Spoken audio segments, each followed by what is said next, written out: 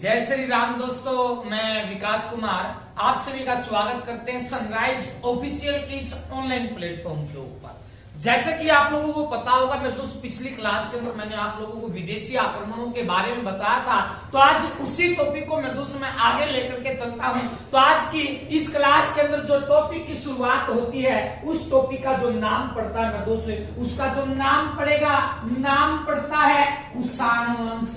तो सबसे ज्यादा मैं दोस्त एग्जाम के अंदर जो क्वेश्चन आते हैं वो मैं दोस्त कहां से आते हैं? कुषाण वंश से आते हैं। और वो क्वेश्चन में दोस्त आप लोगों को देखना है कि क्या क्या क्वेश्चन आप लोगों के एग्जाम के अंदर पूछेगा और क्या क्वेश्चन आप लोगों के एग्जाम के अंदर नहीं पूछेगा। तो चलिए, सबसे पहले क्वेश्चन की जो शुरुआत होता है इस कुषाण वंश से, तो यहां से सबसे पहला क्वेश्चन क्या पूछा जाएगा? जो कुषाण वंश जो एग्जाम के अंदर आता है, ये वंश कहां का वंश माना जाता है? पहला ही क्वेश्चन में दो से एग्जाम के अंदर ये क्वेश्चन आया कि ये वंश जो था ये कहां का वंश था। तो यहां से इस बात को याद रखना कि ये वंश जो माना जाता है ये कुषाण वंश में दोस्त कहां का वंश माना जाता है। तो आपको मैं दोस्त क्या याद रखना है कि ये वंश कहां का वंश था? चीन का वंश था। मतलब चीन से ये व्यक्ति आए थे और ये व्यक्ति ना भारत का अंदर के आने के बाद इन्हें क्या कर दिया था? भारत का अपना अधिकार करना चालू कर दिया था। जाता यो कुषाण वंश किसका वंश माना जाता है? चीन का वंश माना जाता है। और चीन के अंदर में दोस्त इन वंश के शासकों की जो जनजाति मानी जाती है, मतलब क्या था, जब ये चीनता चलेगा, जब ये चीनता चले तो ये कबीले के लोग थे और इन कबीले के लोगों की जो जनजाति मानी जाती है तो उस जनजाति का नाम क्या पड़ा है? तो हमने याद रखना है इनकी जो जनजाति थी, इनकी जनजाति का नाम पड़ता है दोस्त के यूची जनजाति। तो यहाँ पे दो बात याद रखनी को इंपोर्टेंट बात है, नु याद रखनी है, ये कुषाण वंश किसका वंश था? चीन का वंश था। दूसरी बात याद रखनी है, जो कुषाण वंश के शासक जो ये चीन पाए थे, किस जनजाति के लोग माने जाते हैं? आपको क्या याद रखना है दोस्त?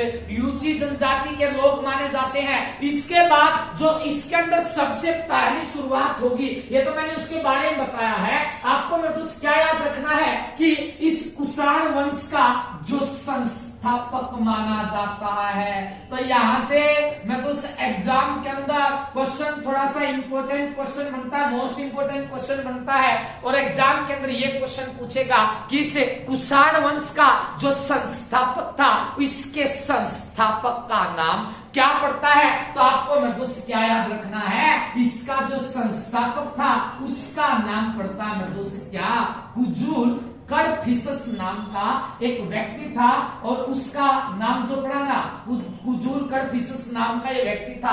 और इस कुजुल कडफिसस ने किस वंश की शुरुआत किया?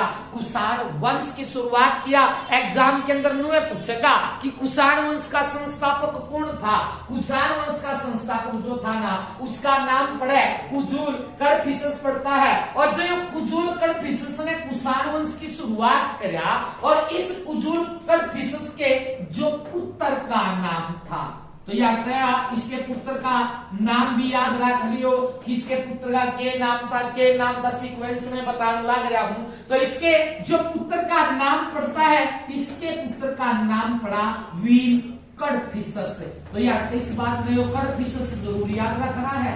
इसके बाद पहला कुजुल कडफिसस आया, दूसरा याद रखना है वीर कडफिसस याद रखना है। और इसके बाद जो आपको याद रखना है, इस वीर कडफिसस का जो पुत्र था, तो इसका पुत्र जो आपको याद रखना है, इस वीर कडफिसस के पुत्र का जो नाम पड़ता है, इसके पुत्र का नाम दोस्त क्या पड़ता है? कनिष्क पड़ता है। और पूरे के पूरे कुषाण वंश के अंदर जो सबसे शक्तिशाली जो शासक निकल करके आएगा, जिसने मेरे दोस्त पता नहीं क्या क्या किया था, क्या क्या ना किया था, पूरा का पूरा डिटेल यही पढ़ देंगे, उस व्यक्ति का नाम मेरे दोस्त क्या पड़ता है? कनिष्क पड़ता है। और पहली क्लास के अंदर मैं यहाँ पर आने से पहले क्वेश्चन और बताऊंगा, वो क्वेश्चन क्या लिखना है आप लोगों को? ये क्वेश्चन मैंने आप लोगों को लिखवाया था कि ऐसे शासक का या ऐसे वंश का नाम बताओ जिसने सबसे पहले शुद्ध सोने के सिक्के चले थे। तो इस बात में याद रखोगे कि याद रखोगे कि सबसे पहले जो शुद्ध सोने के सिक्के चले थे। तो यह बात याद रख लोगे, सिक्के चलाए थे। तो यह क्या बात याद रखनी है, सबसे पहले जो शुद्ध सोने के सिक्के चलाए थे वो सबसे पहले शुद्ध सोने के सिक्के किस वंश के शासकों के द्वारा चलाए गए थे? कुषाण वंश के शासकों के द्वारा चलाए गए थे। और ये जो सिक्के चलाए ना, ये शुद्ध सोने के सिक्के भी रोमन पद्धति पर चलाए थे। पहली बात दो याद रखिए, पिछली क्लास जाकर देखियो कि रोमन पद्धति पर आधारित जो सोने के सिक्के चले थे वो कहां से चले थे? रोमन पद्धति पर आधारित तो सोने के सिक्के मतलब कहां से चले? हिंदू यूनानियों ने चलाए थे। दूसरी बात मैंने आप लोगों को लिखवाया था कि शुद्ध सोने के सिक्के किसने चलाए? कुषाण वंश के शासकों ने चलाए। तीसरी बात मैंने आप लोगों को लिखवाई थी मेरे दोस्त क्या, कि सबसे ज्यादा जो सोने के सिक्के चलाए थे वो गुप्त काल के अंदर चले थे, गुप्त वंश के अंदर चले। तो आप लोगों को आगे बताऊंगा। इसके बाद मैं आप लोगों को मेरे दोस्त आज पूरा का पूरा बताना है मेरे दोस्त किसके बारे में? कनिष्क के बारे में। तो अब शुरुआत होती है मेरे दोस्त किसके अंदर? वो नाम निकल कर के आएगा मेरे दोस्त, क्या? कनिष्क निकल कर के आएगा। तो यहां से देखना कि यहां से मेरे दोस्त एग्जाम के अंदर क्या क्या क्वेश्चन पूछ सकता है और क्या क्वेश्चन एग्जाम के अंदर नहीं पूछेगा। तो सबसे पहला क्वेश्चन जो एग्जाम के अंदर पूछा जाता है, ये क्वेश्चन आता है कि इस कनिष्क का जो शासन काल चलता है। तो यहां से मैं तो आप लोगों को ये बात याद रखना है कि इस कनिष्क का जो शासन काल चलता है कि इसका शासन काल कब शुरू हुआ था। अगर आपसे कोई भी व्यक्ति ये क्वेश्चन पूछ लेता है कि महान जो साम्राज्य कनिष्क का जो साम्राज्य था कि कनिष्क का साम्राज्य कब तो शुरू हुआ था और इसका साम्राज्य कब समाप्त हुआ था, तो इसके साम्राज्य की जो शुरुआत हुआ था, इसके साम्राज्य की शुरुआत हुआ था 78 ईस्वी के अंदर। तो यहां से ये बात याद रख सकते हो, कनिष्क का जो साम्राज्य, इस साम्राज्य की शुरुआत कब हुआ? 78 ईस्वी के अंदर शुरुआत हुआ था। और इसके साम्राज्य की शुरुआत कब तक चला था? 102 ईस्वी तक चला था। कई किताबों में 101 आ जाओ, कई किताबों में 102 आ जाओ, पूछेगा तो ना, लेकिन 78 ईस्वी में जरूर याद रख लियो कि कनिष्क साम्राज्य की जो शुरुआत हुआ उसकी सम्राट की शुरुआत कब हुआ था? 78 ईस्वी के अंदर शुरुआत होता है। 78 ईस्वी के अंदर गद्दी पर आ गया था। इसके बाद जो आपको याद रखना, दूसरी बात यहां से जो सबसे ज्यादा पूछा जाता है कि ये एक ऐसा शासक था, ये एक ऐसा विदेशी शासक था जिसने अपनी 2 राजधानी बनाई थी। तो ये एक ऐसा विदेशी शासक था, इसने निर्दोष क्या बनाया? राजधानी बनाया। और इसने जो राजधानी बनाया, इसने कितनी राजधानी बनाया था? 2 राजधानी बनाया था। पहली जो राजधानी पड़ती है, अपने आप से याद रखना भाई, अपने आप से याद रखना इसकी राजधानी का नाम। हम क्या है? पुरुष है कि ना है? और पुरुष क्या होते हैं? पुर होते हैं। तो याद रखना इस कनिष्क की जो पहली राजधानी का नाम पड़ता है मृदुष क्या पड़ता है? पुरुषपुर पड़ता है। इस बात में याद रखियो, कनिष्क की पहली राजधानी का नाम क्या पड़ा है? पुरुषपुर पड़ा है। और इस पुरुषपुर का जो दूसरा नाम पड़ता है, इसका दूसरा नाम जो पड़ता है मृदुष क्या पड़ता है? पेशावर पड़ता है। तो यह बात भी याद रखना है, कनिष्क ने जो अपनी राजधानी बनाई थी, कौन सी बनाई थी? पुरुषपुर बनाई थी। और इस पुरुषपुर का दूसरा नाम क्या पड़ा है? पेशावर पड़ा है। और यू आज वर्तमान समय में जो पड़ा है, किंगा पड़ा है, तो याद रखना पाकिस्तान के अंदर पड़ता है। तो यार इस बात में जरूर याद रखियो, पुरुषपुर किंगा पड़ेगा, पेशावर पाकिस्तान के अंदर पड़ेगा। और इस कनिष्क ने जो अपनी दूसरी राजधानी बनाई थी, उसका नाम पड़ता है के मथुरा पड़ता है। तो कनिष्क की कितनी राजधानी थी? 2 राजधानी थी। पहली राजधानी का नाम निर्दोष क्या पड़ता है? आपको मैंने लिखवाया है, पुरुषपुर पड़ता है। और दूसरी राजधानी का नाम इसका क्या पड़ता है? आपको लिखवाया मैं दोस्तों, मैंने क्या लिखवाया है? पेशावर या मथुरा लिखवाया है, जो कि एक पाकिस्तान के अंदर पड़ती है वर्तमान में, और दूसरी मथुरा उत्तर प्रदेश के अंदर, आज भी वर्तमान में मथुरा उत्तर प्रदेश के अंदर, जो कि भारत के अंदर आता है। इसके बाद क्वेश्चन लिखना है, जो एक कनिष्क जो आता है, ये कनिष्क एक ऐसा शासक है, ये एक ऐसा विदेशी शासक है जिसको निर्दोष एक उपाधि मिला था। इसको क्या मिला? एक उपाधि मिला, और इसको जो उपाधि मिला था उस उपाधि का नाम पड़ता है निर्दोष क्या? द्वितीय अशोक की उपाधि। तो यार क्या बात याद रख लियो, ऐसे शासक का नाम बताओ जो द्वितीय अशोक की विदेशी शासक में 4 के नाम लिखे पाओगे। और कनिष्क पावना, इसका उत्तर था हमने कनिष्क लगा कहना है कि वो कनिष्क जो था ना, इसको हम क्या करे थे? द्वितीय अशोक क्या करे थे? क्यों क्या करे थे? क्योंकि इसका जो साम्राज्य था अशोक के साम्राज्य के समान आता था। कनिष्क का जो साम्राज्य आता था ना, वो किसके समान आता था? वो अशोक के साम्राज्य के समान आता था। इसी कारण से इसको हमने कौन सा उपाधि दिया? वो दिया निर्दोष कौन सा? द्वितीय अशोक का उपाधि दिया था। इसके बाद में दोस्त जो यहाँ से क्वेश्चन एग्जाम के अंदर आता है, यही वो कनिष्क है जिसने निर्दोष क्या करवाया था? रेशम मार्ग का निर्माण करवाया था।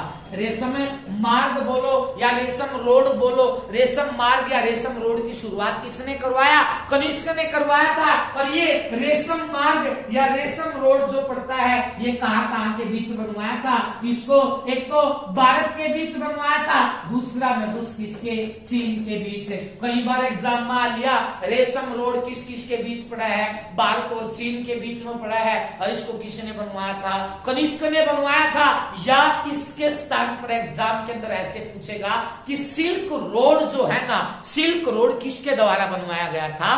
कनिष्क के द्वारा बनवाया गया था। भारत और चीन के बीच में बनवाया गया था। बात क्लियर कोई अपनाओ, बात क्लियर है कि ना भाई? बताया जरूर करो कमेंट में। आप कमेंट लिखते वक्त में दोस्त आपको कुछ दुख है लिख दिया करो भैया, कहते हैं कुछ दुखता हो कमेंट लिख दिया ना, बढ़िया चीज गिर लग रहा बूंदी चीजा बता कमेंट बढ़ दे ही ना करते हो, तो इन चीजा के ऊपर कमेंट लिख दिया ना, सारा कुछ घट जाओगा भाई, कुछ ना घटता दोस्त। जब मैं परिवार मान कथा में इतना बढ़िया पढ़ाना, इतना बढ़िया तरीके से समझाने लग रहा, अर्थ हमारा मनोबल नहीं बढ़ा सकते थोड़ा कमेंट कर करके। खास इस तरीके का वीडियो बनाओ, इस तरीके का ये टॉपिक लाओ तो हमारा सहयोग तो दे सको हो, और कुछ नहीं दे सकते सहयोग दे दो भाई, मन कुछ नहीं था सहयोग दे दो, कदे तामू सोचो कुछ ले वरना और कुछ देने का तो मन पछताओगे। इसके बाद लिखो यहां से, इसके बाद थोड़ा सा आगे अगर चलते हैं तो यह बात याद रख लो, भारत और चीन के बीच में तो क्या बनवाया था? सिल्क रोड के बारे में याद रखना है। इसके बाद आपको याद रखना है, इस कनिष्क ने, आपको एक बात और याद रखनी है कि इस कनिष्क ने एक स्थान को बसाया था, इस कनिष्क ने एक स्थान को बसाया था, एक स्थान को बसाया था, और उस स्थान का जो नाम पड़ता है, उस स्थान का नाम पड़ता है निर्दोष क्या? कनिष्कपुर पड़ता है। तो यार तो इस बात में याद रख लियो कि कनिष्कपुर नामक स्थान को जो बसाया था, वो कनिष्कपुर नामक स्थान को किसके द्वारा बसाया गया था? वो इस स्थान को बसाने वाले व्यक्ति का नाम निर्दोष क्या पड़ता है? कनिष्क पड़ता है। इस कनिष्क ने अपने नाम पर एक स्थान बसाया, उस स्थान का नाम क्या पड़ा? कनिष्कपुर पड़ता है। और ये कनिष्कपुर नामक जो स्थान पड़ता है कहां पर पड़ता है? आपको याद रखना है, जम्मू कश्मीर के अंदर पड़ता है। तो इस बात में याद रखियो, ये कनिष्कपुर नामक स्थान किसने बसाया? वो बसाया कनिष्क ने बसाया। यो स्थान की पड़ा है जम्मू कश्मीर में पड़ा है। और इस बात का जो हमको जिक्र मिलता है, मतलब हमने कुकर मेरा पट्या किसको बसाने वाला कनिष्क था, तो इस बात का जिक्र हमको एक किताब के अंदर से मिलता है। इसका जिक्र हमको कहां से मिला?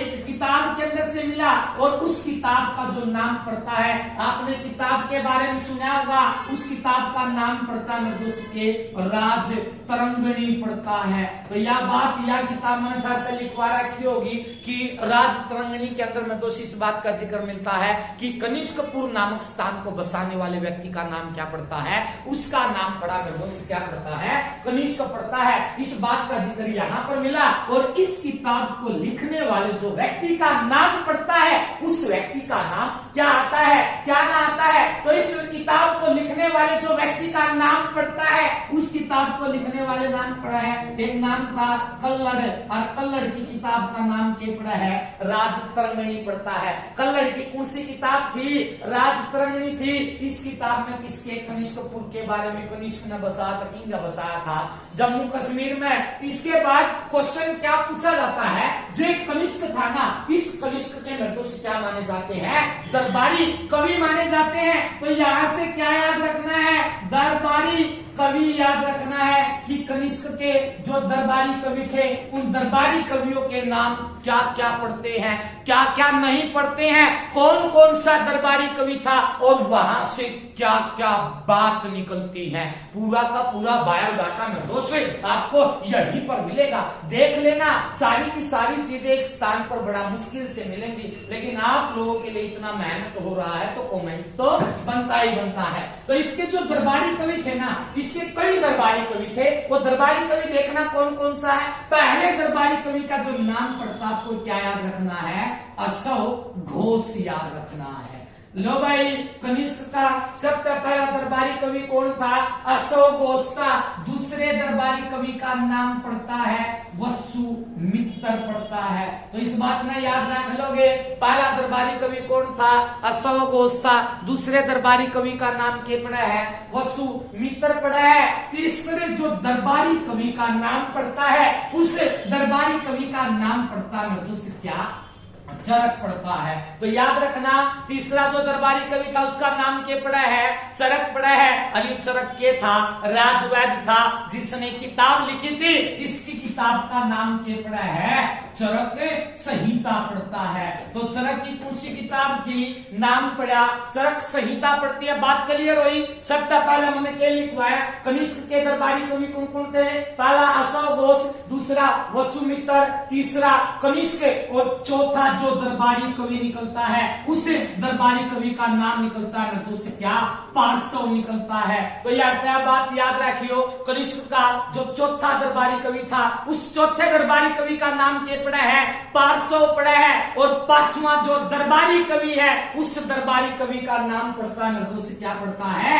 नागा अर्जुन पड़ता है। तो यह बात याद रख लोगे। पांचवा जो दरबारी कवि है कनिष्क का, उसका नाम क्या पड़ा है, नागार्जुन पड़ा है। और इस नागार्जुन को भारत का क्या कहा जाता है, भारत का आइंस्टाइन कहा जाता है। तो इस बात में याद रख लियो, भारत का आइंस्टाइन किसे कहा जाता है, नागार्जुन को कहा जाता है। तो एक कनिष्क के माने जाते हैं, पांचू के पांचू दरबारी कवि माने जाते हैं। तो इस बात ना भूलियो ना कि कनिष्क का पूछ लियो, कोई भी था कि अशोक वसुमित्र अशोक घोष किसका दरबारी कवि था, कनिष्क का। चरक किसका दरबारी कवि था, कनिष्क का। नागार्जुन किसका दरबारी कवि था, कनिष्क का। ये सारे के सारे किसके दरबारी कवि हैं, कनिष्क के दरबारी कवि है। और इसी कनिष्क के शासन काल में चौथी बौद्ध संधि हुई थी। कैमी बौद्ध संधि हुई है। तो यार इस बात में याद रखियो, जो कनिष्क जो था ना, इसके शासन काल में कौन सी बौद्ध संधि हुई थी,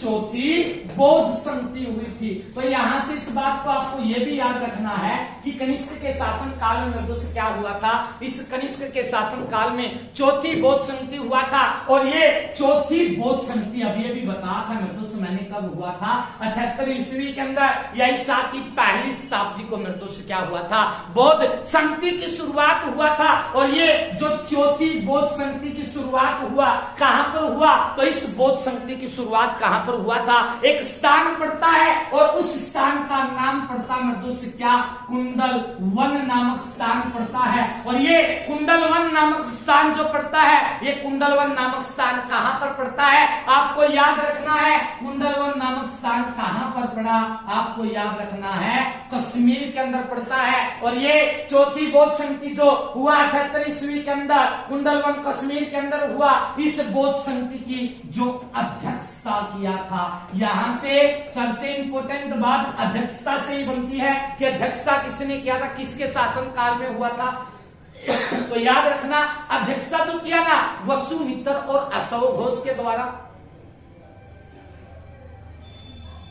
लिखो भाई, अध्यक्षता जो किया, इसकी अध्यक्षता किया वसुमित्र व अशोक सॉरी असौ घोष के द्वारा किया गया था। अध्यक्षता करने वाले तो वसुमित्र असौ घोष थे, लेकिन शासनकाल किसका था?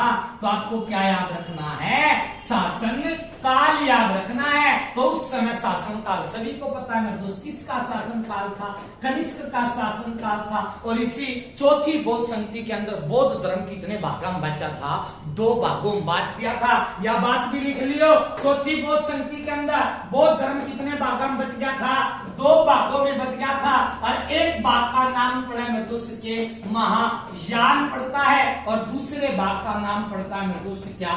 हीनयान पड़ता है। इनकी गहराई में चलेगा तो कहीं बात निकल जाऊंगी, बस इतना याद रख लियो। महायान की उत्पत्ति जो आंध्र प्रदेश के अंदर हुई थी, नागार्जुन ने करी थी। हीनयान की उत्पत्ति हुई थी बिहार के अंदर, देवराज ने करी थी। इसकी प्रमुख किताब थी प्रज्ञा परमिता थी, और इसकी पूर्वपरिता थी। ये जो किताब है महायान के शासकों के द्वारा जो किताब लिखी गई थी, हीनयान के शासकों के द्वारा जो किताब लिखी गई थी, कदे बौद्ध धर्म लिखवाया होगा। उस बौद्ध धर्म के अंदर जाकर के देखना, आपको पूरी की पूरी डिटेल वहां पर मिलेगी। क्योंकि अब मैं इस बौद्ध धर्म की डिटेल बताने लगा तो कनिष्क की नहीं बता पाऊंगा, इतनी डिटेल निकल पाऊंगी, क्योंकि मैं तो इस चीज की मैंने शुरुआत करी है। आप आगे जाकर देखियो, मैं दोस्त भीतर जाए पास कितनी चीज इंपोर्टेंट हो जावे हैं। के ज्ञान था और के ज्ञान था, हमने इस दिमाग में पढ़ना है।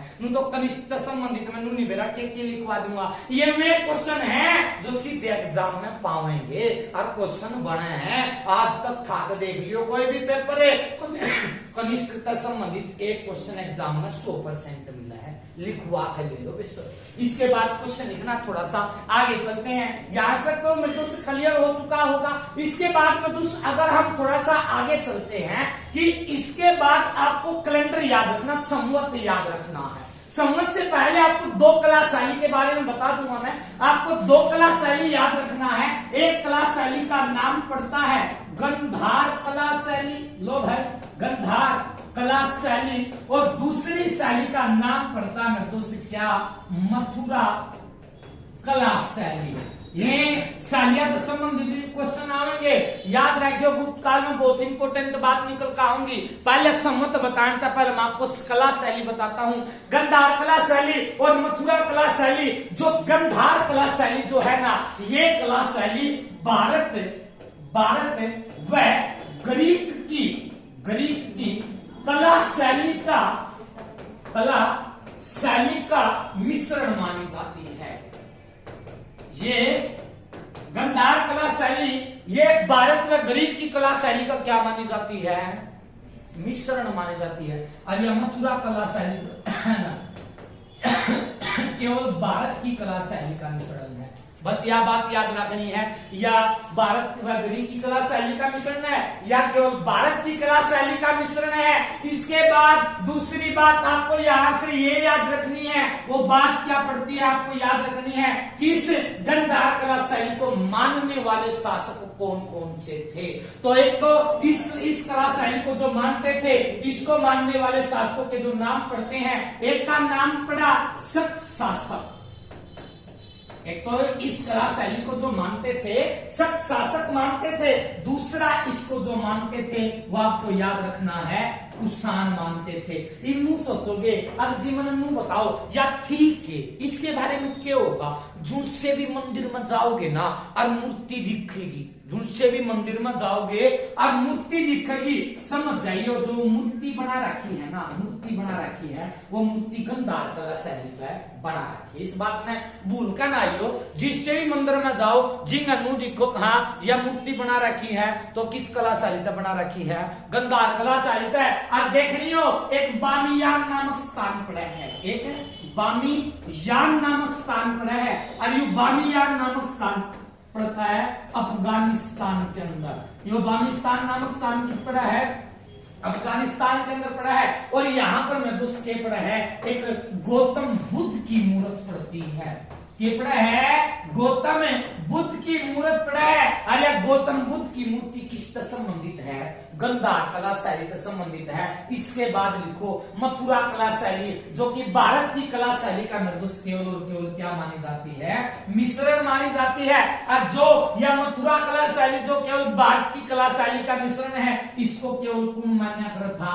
कुषाण मान्य कर थे। इसने केवल कुषाण मान्य कर थे, शक शासक इन्हें बोले मान्य कर थे। और इस कला शैली में जितने भी अस्त्र शस्त्र आवे हैं, याद रख लोगे, इस कला शैली में जितने भी अस्त्र शस्त्र आते हैं, जो कहने का मतलब कपड़े हथियार जो आएंगे ना, वो सारे के सारे इस मथुरा कला शैली के अंदर आते हैं। तो यह बात हमने याद रखनी है। अब मथुरा कला शैली को कुषाण माने थे, अस्त्र शस्त्र आवे हैं। तो हमने एक नाम सुना होगा, भारत का जो सबसे बड़ा स्तूप माना जाता है वो पड़ा है दोस्तों सांची का स्तूप। तो इस बात में बेरा होगा, भारत का सबसे बड़ा जो स्तूप माना जाता है सांची का स्तूप, जो कि मध्य प्रदेश के अंदर है। निर्माण करवाया था किसने? करवाया था अशोक ने करवाया था। पुनः निर्माण किसने करवाया था? उससे भी तो सुम ने करवाया था। वो स्तूप भी जो है ना किस कला शैली से संबंधित है? मथुरा कला शैली से संबंधित है। इसके बाद आपको जो लिखना है, भारत का सबसे बड़ा स्तूप कौन सा है? सांची का स्तूप। और विश्व का सबसे बड़ा स्तूप कौन सा है? बोरोबुदुर का स्तूप। जो बोरोबुदुर का स्तूप है ना, मध्य इंडोनेशिया में पड़ा है, उसका निर्माण करवाया था शैलेंद्र राजाओं ने। इसके बाद लिखना है मेरे दोस्त क्या? इसके बाद तीसरी कला शैली लिखनी है मधुबनी कला शैली। मधुबनी कला, मधुबनी कला शैली।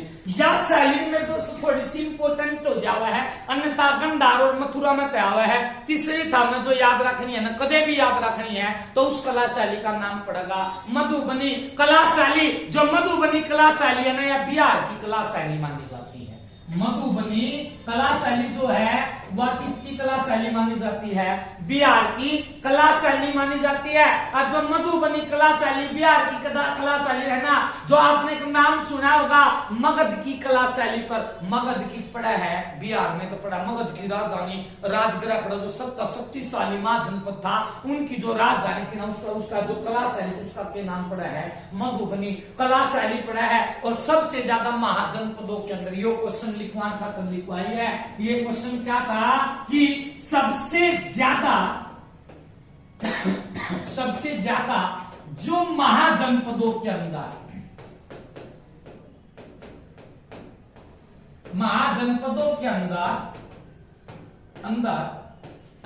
किस कला शैली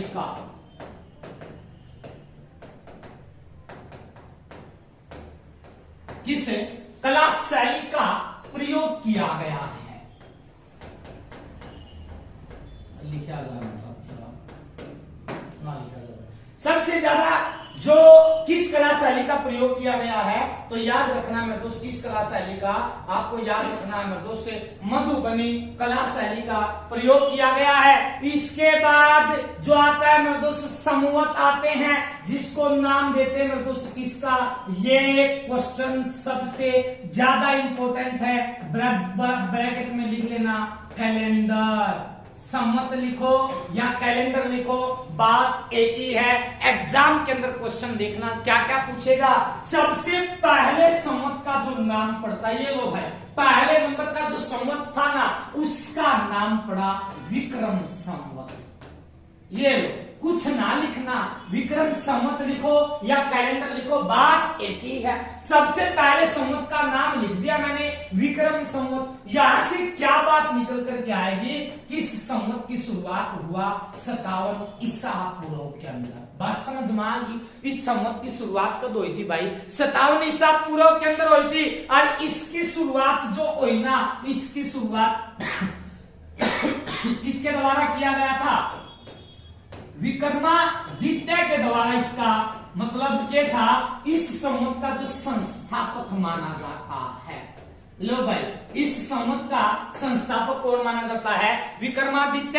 अरे विक्रमादित्य कौन से घराने का था? ग्वालियर के घराने से संबंधित था। कौन? विक्रमादित्य, जिसने क्या किया था? विक्रम संवत की शुरुआत करी थी। अरे विक्रम संवत जो है ना, किस सिद्धांत पर कार्य करता था? सूर्य सिद्धांत पर कार्य करता था। यह बात याद रखनी है कि कौन सा कैलेंडर किस सिद्धांत पर कार्य करता था, तो आपको याद रखना है सूर्य सिद्धांत पर कार्य करता था। इसके बाद आपको याद रखना है दूसरा संवत, और उस संवत का नाम पड़ा शक संवत या शक संवत कैलेंडर। याद रख लोगे, दूसरा संवत पड़ता है शक संवत। पहला विक्रम संवत आया, दूसरा शक संवत आया, और इस शक संवत की शुरुआत कब हुआ? 78 ईस्वी के अंदर, ईसा की पहली शताब्दी में शक संवत की शुरुआत हुआ। और इस शक संवत की शुरुआत किसके शासन काल में हुई थी? कनिष्क के शासन काल में। कारण का मतलब इसका संस्थापक कौन था? आपको याद रखना है, कनिष्क को माना जाता है। इसके बाद आपको लिखना का यहां से क्या बात लिखनी है, क्या बात ना लिखनी है। दूसरी बात याद रखनी है कि 19 इस संवत को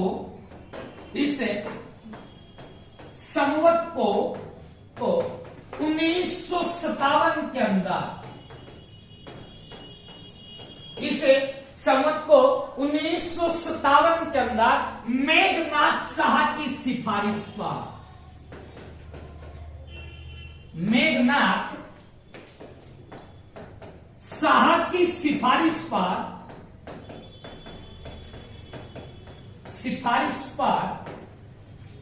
विक्रम संवत नाम के कैलेंडर को हटाकर,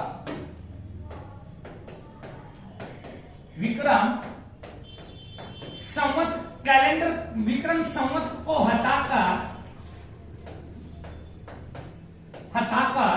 शक संवत को लाया गया था।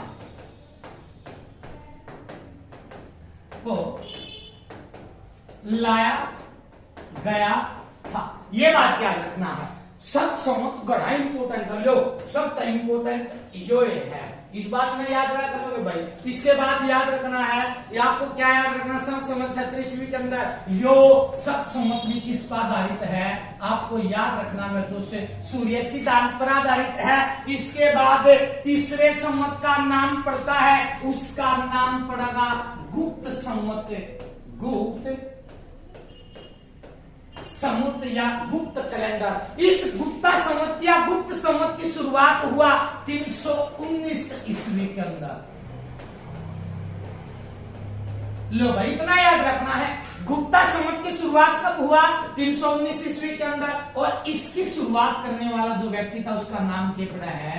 चंद्रगुप्त प्रथम के द्वारा इसकी शुरुआत किया गया था। चंद्रगुप्त प्रथम ने किसकी शुरुआत किया? गुप्ता संवत या गुप्त संवत की शुरुआत किया। और यह संवत भी किस पर आधारित है? सूर्य सिद्धांत पर आधारित है। बताऊंगा आगे क्या चीज याद रखनी के ना याद रखनी है, मुंह जरूर याद रखो, सूर्य सिद्धांत पर आधारित है। इसके बाद नेक्स्ट लिखना है आप लोगों को, उस संवत का नाम पड़ता है हिजरी संवत। हिजरी लिख लो, हिजरी संवत लिख लियो। जो हिजरी संवत है ना, इसकी शुरुआत हुआ था 622 के अंदर। हिजरी संवत की शुरुआत कब हुआ? 622 के अंदर। और इसकी शुरुआत करने वाले व्यक्ति का नाम क्या पड़ा है? मोहम्मद शाह पड़ता है। इसकी शुरुआत किसने किया था? मोहम्मद शाह ने किया था। शुरुआत किसने किया? मोहम्मद शाह ने करी थी। किसकी शुरुआत किया था? हिजरी संवत की। और ये एकमात्र ऐसा संवत माना जाता है जो किस पर आधारित है? चांद पर आधारित है। तो यार इस बात में और याद रखियो रे, हिजरी संवत किस पर आधारित माना जाता है? चांद पर आधारित माना जाता है। इसके बाद नेक्स्ट संवत लिखना है, और उस संवत का नाम पड़ता है इलाही संवत।